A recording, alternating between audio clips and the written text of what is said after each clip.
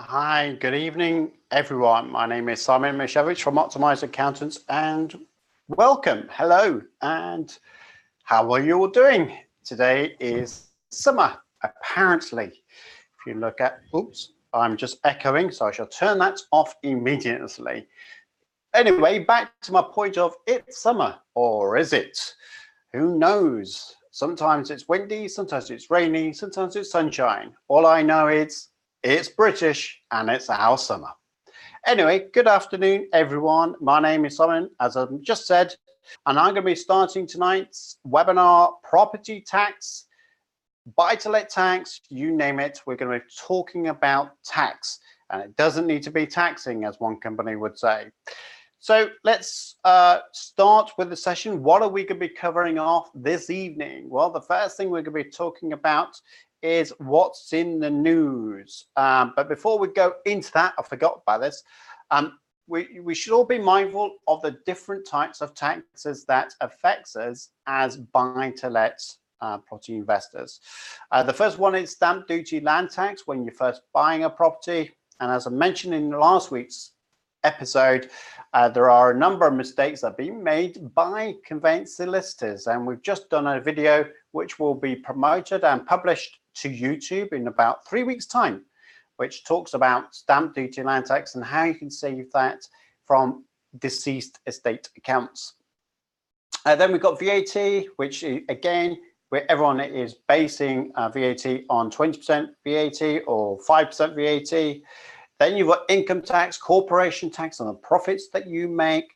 And then finally, you've got things like CGD or capital gains tax when you dispose of a property, or indeed inheritance tax. So when you sell it, when you die, HMRC aren't satisfied that they've taken enough tax all the way through your life's journey. No, they want it when you're dead as well. So that's pretty much what you've got to watch out for in terms of property investing and the types of tax that you might suffer. If you hear some whirring in the background, that's my laptop kind of screaming out in pain, going, ah! It's been hot all day. It's because I've been doing video production, and it's still not cooling down, even though I'm only doing very minimalist work with it.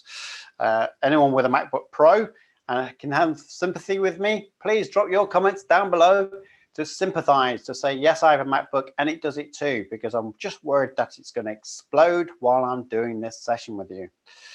And what we're going to do is in the news, and then we're going to cover off client FAQ, so questions that our clients have been asking. And the last section will be YouTube FAQ. So any questions that you have right now tonight, I want you to type those questions into the comments box below, and I will be covering those off immediately after my first two sections. So let's talk about in the news. And what I'm going to do is share with you my Google Chrome, which has all of my news articles that I've been looking at in the last couple of days. If only I could find it. Here we are, Google. So let's go straight to that. My mouse has now stopped working. Oh, heavens. It does look like as though my MacBook might cease as I'm going during the today. So let's just get rid of a couple of tabs I don't need. So the first one that I picked up was the Motley Fool. It's not often that I see this paper, if you like, in the news. I don't really talk about it that much. But the first one that we talk about is half of buy-to-let investors plan to save tax with this simple trick. Should you do the same? And the trick is, what they mentioned is limited companies. Should you buy through a limited company? It was suggested that 53% of people will be buying their properties inside a limited company. And the clear advantages is section 24. So this article is pretty much covering off what every other article is writing about when you're buying properties. Where should you buy it? Should you buy it in a limited company, or should you buy it in your personal name? And I was listening to a couple of other YouTube videos. Samuel Leeds also talks about buying properties in a limited company. If you're big and you've got a lot of property portfolio, absolutely agree. I do think there should be a sensible caveat to that, in as much as if you are a basic rate taxpayer and you're going to replace your income from your job, for let's say, but you are going to remain a basic rate taxpayer because you're happy with the lifestyle that you have between you and your spouse, then a limited company is a total no kind of, well, I would say it shouldn't be done. You should not use a limited company if you are planning to stay a basic rate taxpayer because you're happy with your job lot. And that could be because you and your spouse don't have a huge lifestyle that warrants being a high rate taxpayer. You may even get to a stage whereby your job and your property portfolio means you're a high rate taxpayer for the first 2-3 years. But then if you give up your job, you then become a basic rate taxpayer again. So should you have a limited company? My argument would be not on your Nelly. No, I don't think you should. I think you should have a limited company if you're looking to grow your property development projects, if you're looking to increase your buy-to-lets, so much so that you would be a high rate taxpayer and you're looking to increase that beyond. So yes, I think there are spaces when limited companies should be used, but I do think that a lot of papers and a lot of YouTube channels are saying, well, it's the one and only route. And I'm not saying that's true. I'm saying the opposite. I'm thinking you need a good tax review before you do that, because we can't forget that getting a mortgage inside of a limited company means that you will be paying more buy-to-let interest in terms of interest rates inside of a company than your own name. So do be cautious of that. So that's the Motley Four. Now I will be posting the segments of the things I'm highlighting in the articles. In fact, I probably should do that for you. I'll also be posting the link to the article. So if you want to read more, then you can do so. Now that's across all of the articles that I've been reviewing for you. Here's one for letting agent today. I've actually asked them if I can be part of their news forum. So that would be interesting to see where we go from there. A bit like the property investor today, which I was on last week, you'll notice. So hopefully we're going to get our name out there a little more. But this is another one. So yes, it's letting agent today. And their title of their article in this time is Surge in Buy-to-Let Company Purchases Thanks to Tax Changes. And again, they're pretty much saying the same thing. 55% of landlords, not too far away from what the other one said. The research by Precise Mortgages confirms the continuous rapid growth in the number of landlords using limited companies to expand their portfolio. So as mentioned, if you're looking to expand your portfolio and you're a high rate taxpayer and you wish to continue to grow your property development and not change your income and lifestyle levels, then a limited company would be a sensible, especially if you're wishing to continue to invest that profit from the limited company back into more properties. So that's just two articles that talked about limited companies. The trend is going on. We have a lot of clients that are investing in limited companies, and I think we talk about some of the tax advantages later on as well. I do like the banner at the bottom. You can see this kind of right at the bottom of their website. They have this scrolling thing. I love it. I think it's so nice to see it. Anyway, that's just my choice. That's my geek in me kind of just reaching out and just having its own say when it should just get it back in its own cage. So factually, we're talking, the next article I reviewed was in the Telegraph. For those that love tabloids. Their article was Buy to Let Crunch. What a title, Buy to Let Crunch. I was forced to sell my 44 properties. Here's how I saved 250K in tax. And I think pretty much what they were saying, thousands of property investors have been forced out of the sector by punishing tax reforms are finding them selling up causes tax headache all of its own. And basically what it was talking about is the people are saving tax by not having to own property portfolios. They're looking to sell them instead and then reinvest the money elsewhere. Now, again, whether that's in a limited company, not sure, but pretty much saying, well, if you're going to be in a position whereby your tax bracket is going from 40% higher rate taxpayer to 135%, which is one of the worst cases, even from our client base, then you could argue, well, selling your property portfolio may be one of the solutions that you will undertake. And it's quite clear by looking at this particular person that that was the case.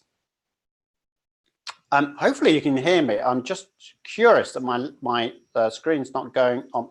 I'm just going to go back to my page here because I'm not sure if anyone can hear me.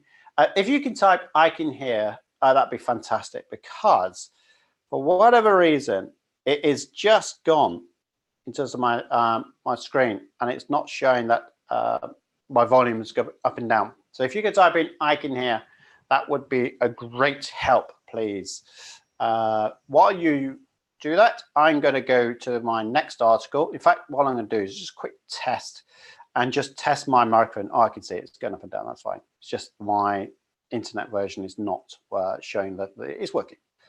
Oh, rats. By the way, the reason why I'm a bit paranoid about it is because I have my new, and I should hold it up here. This is my microphone, you see. So it's meant to be a lot clearer than my previous microphones that had a bit of a halfway through, apparently. I did not know this until someone reported it, and I felt bits of a klutz, so I ended up buying it. So hopefully you can hear me loud and clear. Anyway, so the next article I wanted to review with you was the estate agent today. Now, hopefully you would have seen a pattern, because we have just done an article review from letting agent today, and now we're going straight hopscotch over to estate agent today. Interesting enough, their article on estate agent today, title: Treasury grabs record capital gains tax after buy-to-let sell-off. Can you see it's a quite bit of a pattern here? There are people that are staying in property that are using a limited company. That's a trend. Okay, it's not my opinion, it's just a trend.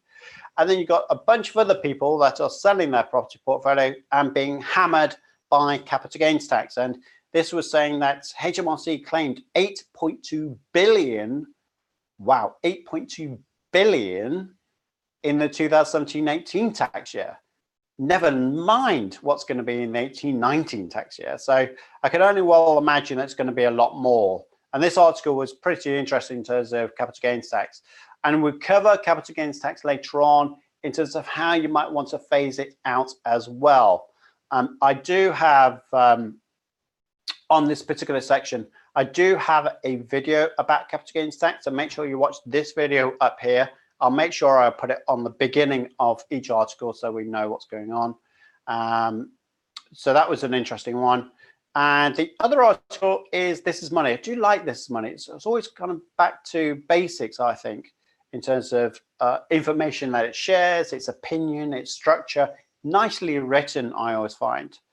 And the title here is Why Holiday Lets Are Replacing Buy-to-Let. And then they talk about staycation. Staycation, like it.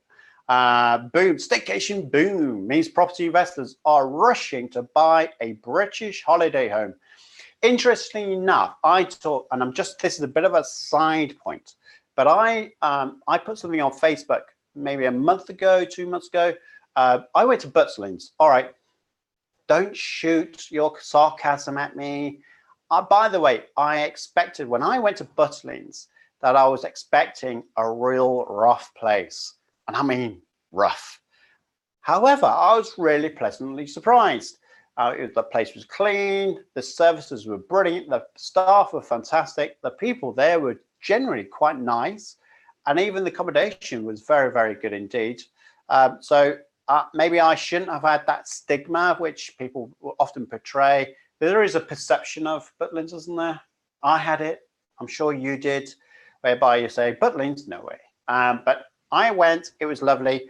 And one of the things I picked up from Butlins was the caravans. You can buy a good caravan for about £50,000. You only have to put down a 15% deposit. That's right, 15%. So about £7,500, £8,000, something like that, will get you a good standard caravan. And you can make £5,000, £6,000 profit per year. And that's a holiday let. So again, Section 24 doesn't affect it. always thinking, always thinking. Have a look at Butlins, go over, find the caravan sites and look at if you can get good reels.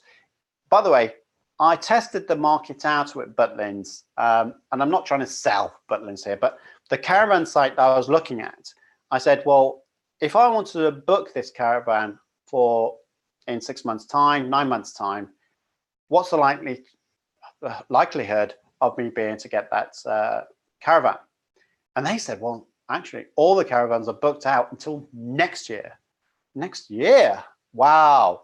So there is heavy demand in this caravan. So it is a good investment. So it's worth having a look at.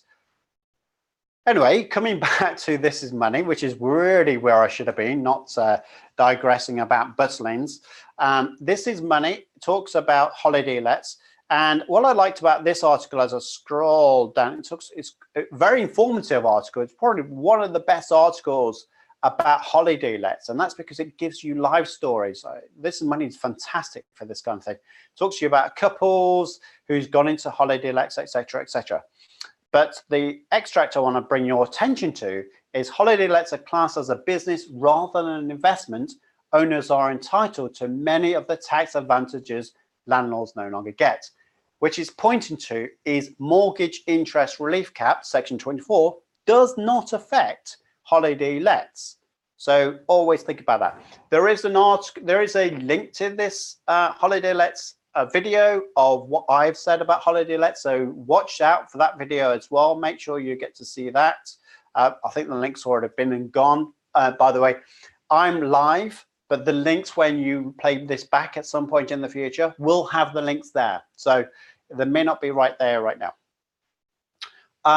And there are some criteria that you must meet in terms of getting to a standard of holiday lets, which is basically it needs to be available for 210 days of the year, and it needs to be let for 105 days, which is basically half of those days.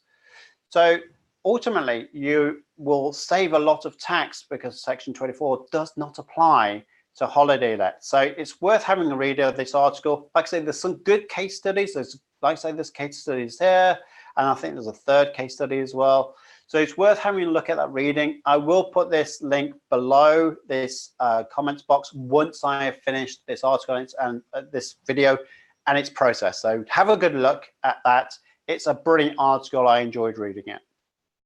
Arla, so Arla have written, landlords are cautious. They are cautious. No, landlords are cautious over buy-to-lets, and pretty much talks about, I'm just going to highlight this slightly, 2/3 of landlords are said to be, said the proposed changes, Section 24, made them more cautious. Well, yes, indeed. There's the changes to SDLT, there's been changes to Section 24 mortgage interest relief cap, there's been also manners of CGT reductions that's going to take place next year. Section 21 notice in terms of how you might not be able to apply that. And it just gives you some stats of where people are. So if you're looking kind of, well, what are other people saying about property investing, which sometimes is useful. I don't really play too much when people have been negative about property investing. I think there's still a great deal to be made in property investing. But my view is that it's worth having a read of this and finding out what people have said. There are quite a good few other things that you might want to read on that article. And I think that's pretty much it. I don't think there was anything else. No, that's just my, oops, crikey, what's going on? Oh, Yumang, hey, Yumang, good to see you, my good friend. So yes, so that was pretty much in the news this time around. So what I'm going to do is now go over to the client FAQ. And by the way, if you are finding this video useful, please give me a thumbs up, which is whatever device that you're using. If you're using iPad, I think it's down but below. If you're using an iPhone, I think it's to the left or right. But if you're using desktop or a laptop, then the like button is just below. Prompting you to do it. If you find this video useful and helpful, then just give me a thumbs up. Also, don't forget to press subscribe and the bell notification button to make sure that you do not lose out on any of the videos that we launch. Now, I've just noticed it's giving you a bit of a headache by the page I'm showing you. So what I'm going to do is give you a new share, and I'm going to go over to my Word document, which has got the client FAQ news. So I'm just going to zoom over to that. And in fact, did that work? Okay, here we are. Good. So I'm just going to, these are the news articles that I said I was reading out. So I am going to post these at the bottom of the video description after this has been processed. So don't worry, if you want to read more about these articles, then I will give you those links later on. Capital gains tax. I did say I will talk about capital gains tax, but before I do, I need a sip of water. And you, listening to me, need to type in any questions that you have relating to buy-to-let tax, and I will answer them in the third section, which is the YouTube FAQ. So make sure that you're doing that now. And I'm going to take a quick drink and refresh myself. Boy, did I need that. I need another one. That's good. Right. Capital gains tax. So capital gains tax, I'm not going to basically say it out loud. You can read the stuff in here. But clients do want to know about capital gains tax, what you should watch out for.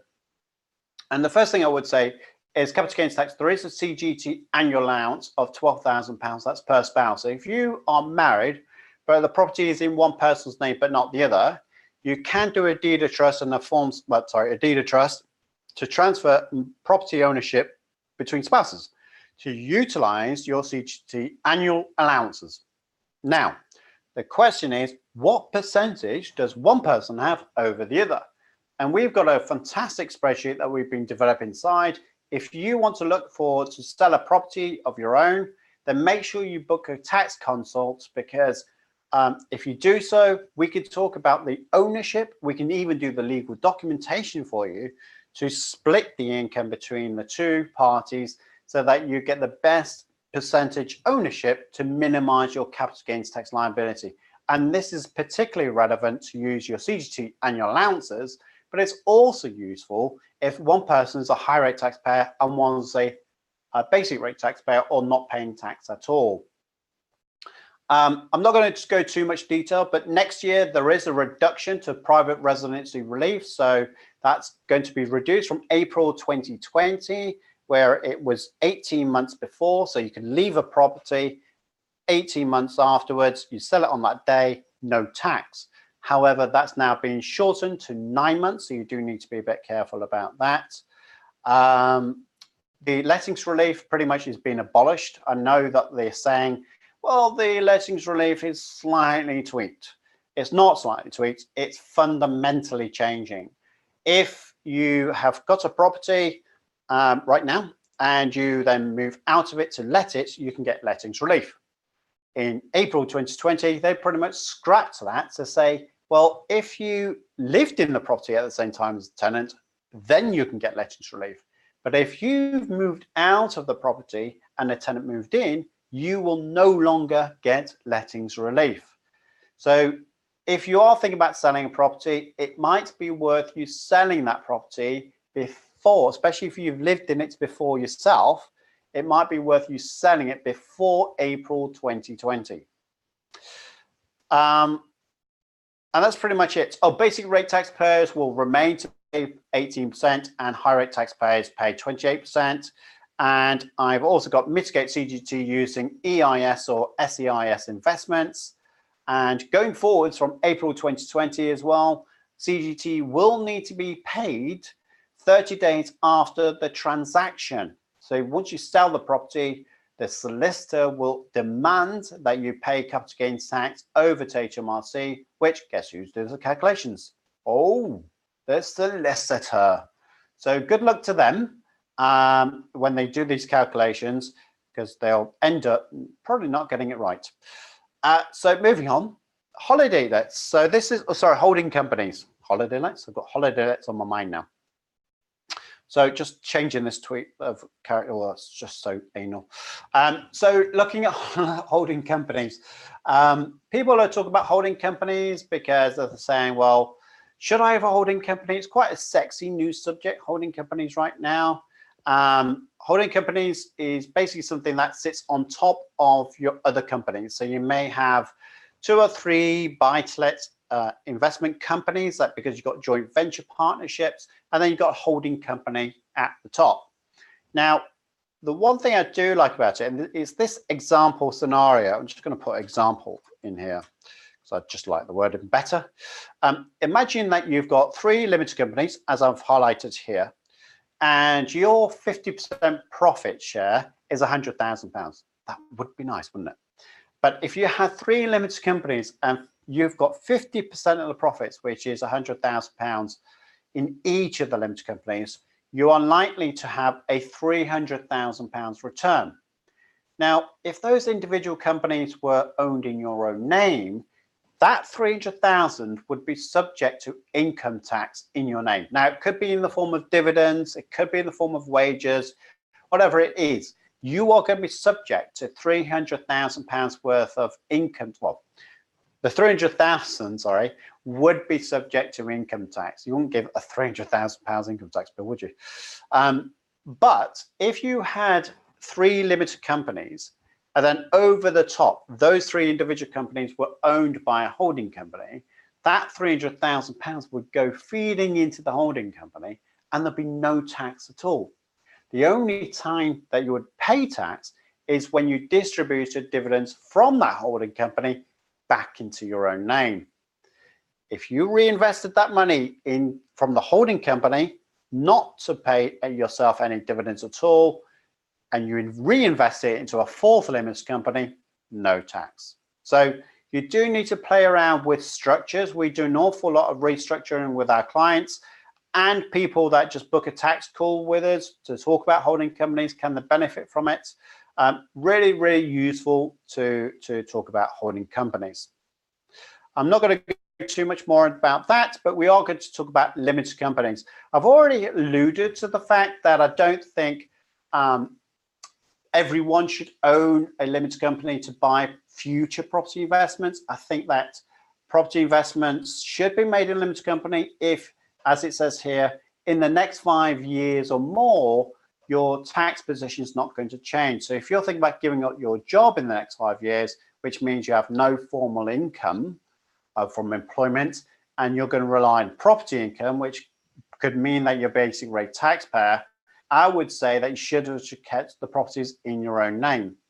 So it's only 5 years or more. And we do need to consider, comparing the mortgage interest costs against the tax savings that you'll make. You still need to take money out of the limited company, and you will be taxed at 7.5% for dividend tax as a basic rate taxpayer. You can get £2,000 worth of dividends out, but that's fine. You'll get 7.5, sorry, 7 point, almost at 75%, but it's actually just 7.5% income tax rate for dividends, and then it moves up to 32.5%, and then a shocker of 38.1% for additional rate taxpayers. You do need to think about those additional accountancy costs, and there are directors and shareholder responsibilities. I have to say that people do set up limited companies quite willy-nilly, but they don't understand the legal obligations of setting up a limited company. And that's something that I'm really keen to correct. We're launching a new platform on Teachable that will help teach people what their responsibilities are as property investors when they own a limited company structure. I will be announcing that more in the near future, but for now, you do need to make sure that you understand what your responsibilities are as a director and as a shareholder. The next one is commercial to residential conversion. I'm just going to zoom this up. So this is whereby you are taking a commercial property and then convert it to residential. And the thing, and I'll let you read the stuff that's in there. I think there's a bit more. I'll move over to that page in a second. But what I like about commercial to residential is if you're buying commercial property, you don't pay the 3% SDLT stamp duty land tax surcharge, and the stamp duty land tax band only goes up to 5%. Well, we know that residential rates goes up even higher. So SDLT is cheaper buying a commercial property than a residential. So people are doing this so that they can convert the commercial into residential, but by saving SDLT. But one thing I would also say is that you can also reduce your VAT from 20% down to 5% on the refurbishment, converting it from a commercial property into residential. Just lost my water for some reason.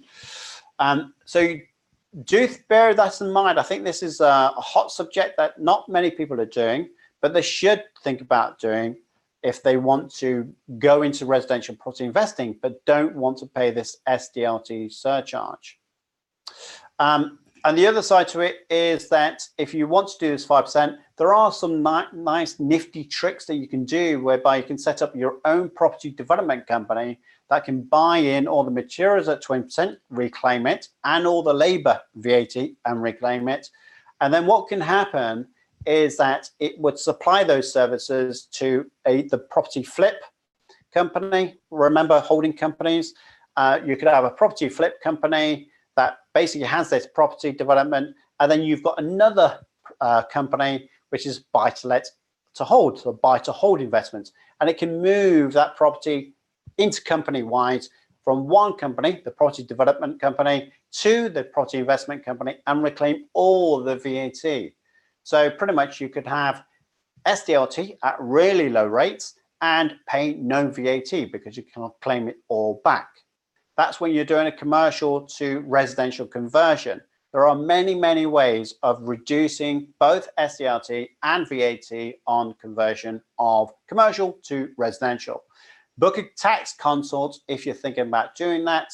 That is something I would consider. We are launching a new video on this subject, which will be launched in 4 weeks, I think, on a Thursday. So I'm sorry, it is a long way away, but it is something for you to consider. The last thing about clients that have been asking questions is VAT.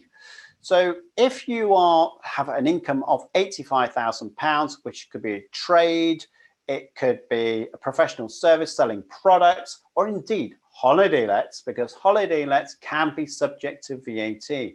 If your income from your holiday lets goes over £85,000, you will need to be registered for VAT.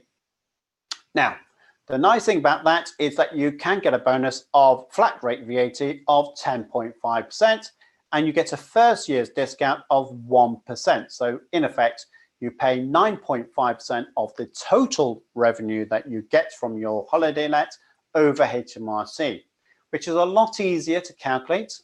9.5%, nothing more than scientific than that. Good on administration, don't need to worry about that too much. It's easy to do. So VAT is a consequence of you being successful, by the way.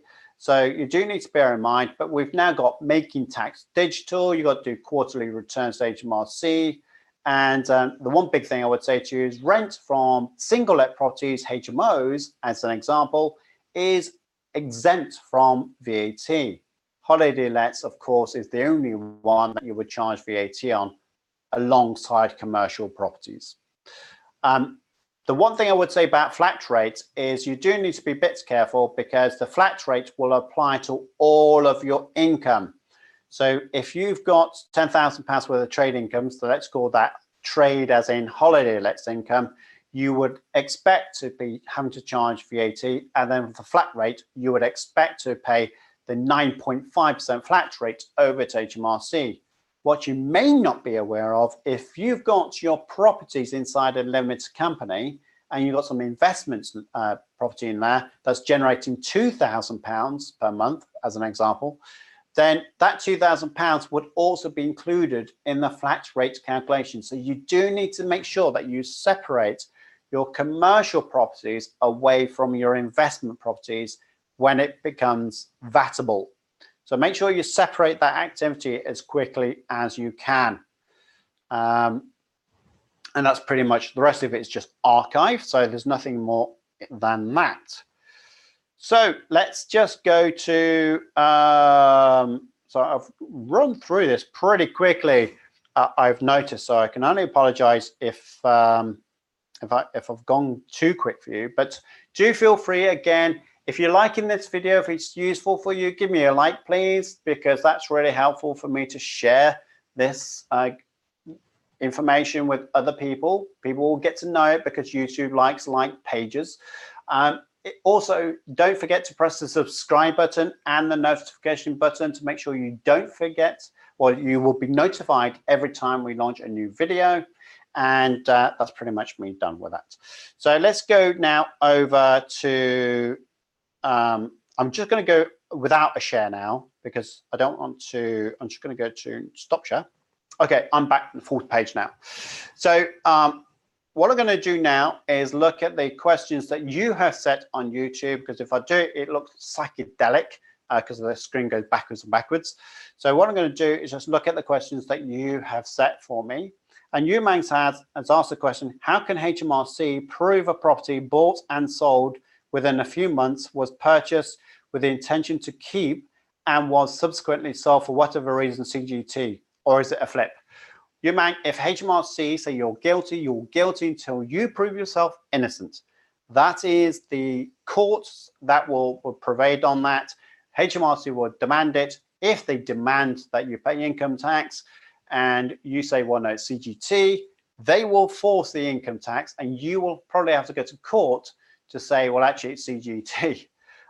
Now, if we're your accountant, we can look at that. But if it's a genuine flip whereby you had a property and there's any inkling that they said, well, there was no intention at all of you renting this property out, then you unfortunately will be subject to income tax. Not just income tax, but you'll also be subject to NIC.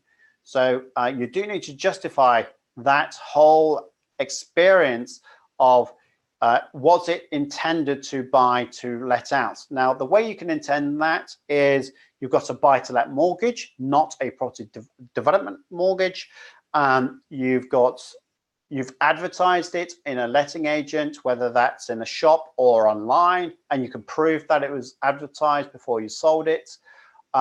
You had inquiries to go and see someone to see the property, and then finally, I guess, changing circumstances whereby you can categorically said, we had to sell this property, we couldn't rent it out because of this reason.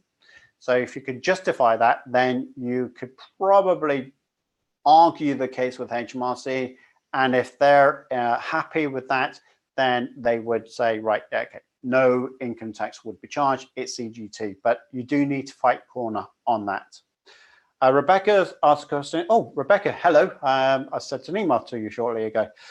She said, I'm selling a property in France. When I get my equity out and back into the country, what is the best way to put my money into my limited company to reinvest?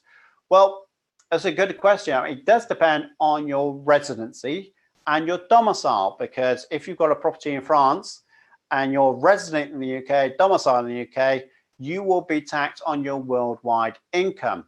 I'm not going to go to too much residency test. That's probably justifies a tax consult, if I'm honest.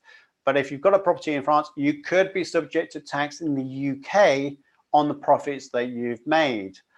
That's on if it's in your personal name. Equally, if you want to take the money out from France and then you put it into your limited company, there's no issues with that. What you're going to be doing is creating a director's loan. So that company will then owe you that amount of money back again. You could take that back tax-free whenever you want to, and then you could also charge your limited company interest, which is something that we've been talking with our clients about, is that you charge your limited company at the year end a set amount of interest for that loan. So hopefully that's giving you some ideas. Wow, someone's just asked a question called the Forex Codes. Hello, the Forex Codes. That's quite a very nice name, isn't it? The Forex Codes. So is SDLT payable on a property with no kitchen? Is that taxable or habitable? Sorry. That's a very good question, isn't it? Because there is been a court case which is basically said, here's a property that was not in a habitable state, which is what the question is saying. And because of that, they went to court, and the courts decided that it wasn't in a habitable state, therefore SDLT could not be charged, especially the 3% SDLT surcharge. So it brings an interesting dynamic, doesn't it? Because if you can justify that the property was uninhabitable, then could you get away with not paying SDLT? I think the issue here is having a conveyance solicitor that has strong enough backbone and strong enough knowledge for them to justify a reduction of SDLT that you pay back over to HMRC. And they would have to disclose that on the SDLT1 form. So you do need them to kind of go through that. Someone said Steve. What? Forex code Steve? Oh, is that your Steve? Right, I'm hoping. So Steve, hopefully that's your name. So yes, so that's the kind of thing on that. So again, hopefully that's answered. Any other questions, feel free to type those in. Rebecca, you are very welcome. Hopefully you'll enjoy the buy-to-let property investment guide I sent you earlier as well, so that'll be useful for you. I've got no other questions. So on Thursday, I've got another video that's going to be coming out. Let me talk to you about what's going on there. I'm just going to do, now I don't want to play this, so I'm just going to go, all right, okay, that's good. So what I want to do now is just quickly show you what I've got coming up. So on Thursday, we have a new video coming out for you, which is single let or HMO property strategy. And interesting enough, this is coming on the back of Tony Law. Tony Law did a video asking the same question, single lets or HMO, and I did a section with Tony to show you guys what Tony has to say. Tony Law, this is, or from Your First 4 Houses. So make sure you subscribe to his channel and watch a good section of his videos. Very, very good indeed. Nice client to have as well. But that comes out in just 2 days' time at 6:45, and I will be talking about HMOs and single let properties, and I'll also be looking at VAT tax consequences of those types of investments. So hopefully that's been useful for you tonight. Again, please do, if you don't mind, give me a thumbs up if this has been useful, and if not, then I apologize sincerely if it's not been that useful. But don't forget, I'm going to just do a bit of a share because I forgot completely one thing I should have done, which is go back to the PowerPoint. There we go. So next week, don't forget that we are going to be here again next Monday at 7 p.m. till 8 p.m. Now, I normally do say 8 p.m., but that depends on the amount of questions that you guys ask me. But you guys have been really quiet this week. Last week, I had a bunch of questions and it entertained me no end. And I was hoping that I'd have the same number of questions again. Don't forget, though, I have got a property tax workshop and I'm going to be releasing that in September. So I will be putting in the YouTube community page a link for you to be using this page. There'll be quite a few sections which will be for free.